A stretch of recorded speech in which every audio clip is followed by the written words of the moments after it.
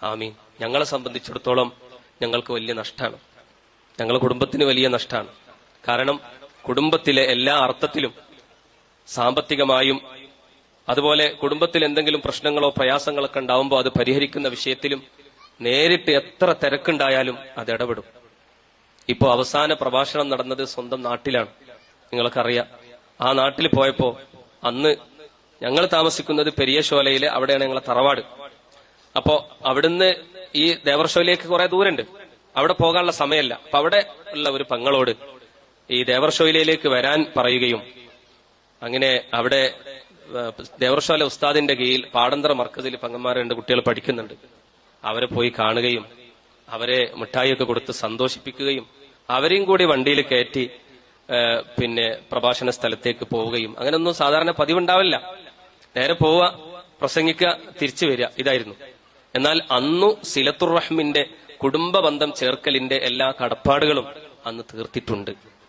അതൊരു അവസാന യാത്രയായിരുന്നു എന്നത് നമുക്കാർക്കും അറിയില്ലല്ലോ.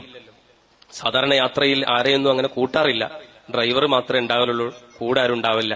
പക്ഷെ ആ യാത്ര പോയപ്പോ അനുജൻ ഇർഫാനിയോട്, ശിഹാബുദ്ദീൻ ഇർഫാനിയോട്, ഇന്ന് പോവല്ലേ, പോരണം, നമുക്ക് ഒരുമിച്ച് പോകണം, നമുക്ക് ഒരു ദിവസം അവിടെ നിൽക്കണം എന്നൊക്കെ പറഞ്ഞു. പക്ഷെ അനിയന് തൃശ്ശൂരാണ് ജോലി ചെയ്യുന്നത്. അവിടെ പോകാനുള്ള ഒരു ആവശ്യം കൊണ്ട് വെള്ളിയാഴ്ച വളരെ വൈകി എത്തിയത് കൊണ്ട് പോകാൻ സാധിച്ചില്ല.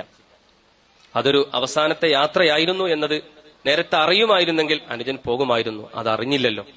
ഏതായാലും കുടുംബത്തിന് ഒരു തീരാ നഷ്ടമാണ്, സമൂഹത്തിന് നഷ്ടമായതുപോലെ തന്നെ കുടുംബത്തിന് വലിയ നഷ്ടമാണ്. അതുകൊണ്ട് അത് പരിഹരിക്കാൻ, മരണപ്പെട്ടു പോയാലും അവിടുത്തെ ഹിഫ്ലിന്റെ, ഖുർആനിന്റെ, ഖിദ്മത്തിന്റെ, സേവനത്തിന്റെ, തഅലീമിന്റെ, തദ്രീസിന്റെ ആ മഹത്വം ഇനിയും കുടുംബത്തിനും നമുക്കുമൊക്കെ ലഭിക്കാനും നിങ്ങളുടെ പ്രാർത്ഥനയിൽ എപ്പോഴും ഉണ്ടാവണം.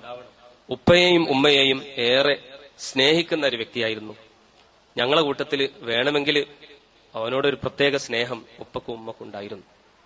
അതാണ് ഈ ഉയർച്ചയുടെ കാരണമെന്ന് ആണ് ഞാൻ മനസ്സിലാക്കുന്നത്. സ്നേഹം ഉണ്ടാകാൻ കാരണം പ്രത്യേകം ഒന്നുമല്ല, ഖുർആൻ ഇങ്ങനെ ഓതിക്കൊടുക്കും. ഉപ്പക്ക് ഖുർആൻ ഓത്ത് വലിയ ഇഷ്ടമായിരുന്നു. അപ്പൊ ഖുർആൻ ഓത്ത് കേൾക്കും. വല്യുപ്പ, ഉമ്മയുടെ ഉപ്പക്ക് ഹാഫിളായി എന്ന് പറഞ്ഞപ്പോ വല്ലാത്ത അത്ഭുതം ഉണ്ടായി. അതൊന്നും ഉണ്ടാവില്ല എന്നാ ഉപ്പ പറയുന്നത്. 30 ജുസ് കാണാതെ പഠിക്കേ, അങ്ങനൊന്നും ഉണ്ടാവില്ല. അപ്പൊ എന്നാല് വല്യുപ്പ എപ്പോഴും ഖുർആൻ ഓതുന്ന ആളാ.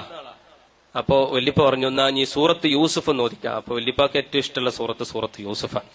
സൂറത്ത് യൂസുഫ് എന്ന് ഓതെന്ന് പറഞ്ഞു. അപ്പൊ സൂറത്ത് യൂസുഫ് ആദ്യം മുതൽ അവസാനം വരെ ഒരു തെറ്റില്ലാതെ ഓതിക്കൊടുത്തു. വല്യപ്പാന്റെ പഴയ ബിൽട്ടിന്ന് അന്നെടുത്ത് 100 റുപ്യ സംഭാവന കൊടുത്തു, ഇത് മോനാണ് എന്ന് പറഞ്ഞു.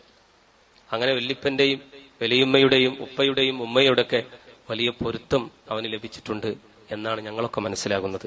അള്ളാഹു ആഖിറം വെളിച്ചമാക്കി കൊടുക്കട്ടെ. സമാനമായി അതേ തസ്തികയിൽ പ്രവർത്തിക്കുന്ന ആളാണ് ഒന്നിരായ കൗസർ ഉസ്താദ്. ഹാഫിളാണ്, ഇതുപോലെ ഖുർആൻ പ്രഭാഷണം നടത്തുന്ന ആളാണ്. അള്ളാഹു ആഫിയത്തുള്ള, ദീനീ ഖിദ്മത്തിലായി ആഫിയത്തുള്ള ദീർഘായുസ് കൊടുക്കട്ടെ.